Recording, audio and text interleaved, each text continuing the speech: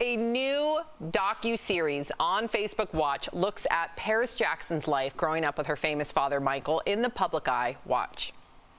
What does Paris want to be? I do what you do. What do I do? You dance and sing. That's what you want to do? You see a kid grow up in the public eye. You forget that I am a human. I was against letting the world in because it wasn't a choice. I wasn't ready then. I feel like I'm ready now.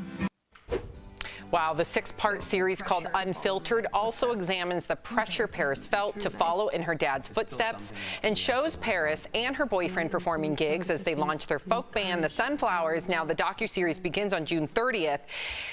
Wow.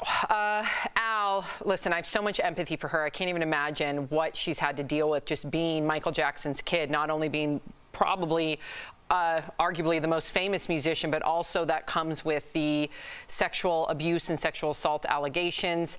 Apparently, though, making music has been cathartic for her. Do you think we're going to learn anything new about her or Michael Jackson in this documentary?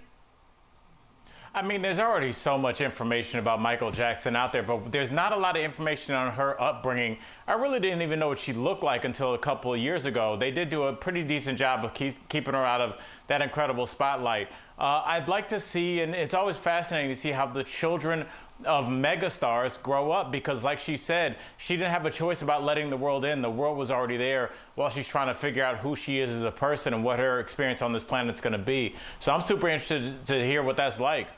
Yeah, it's interesting to me, too. You know, I'm a famous believer, I should say, in Justin Bieber. And he had that docu-series that came out a long time ago.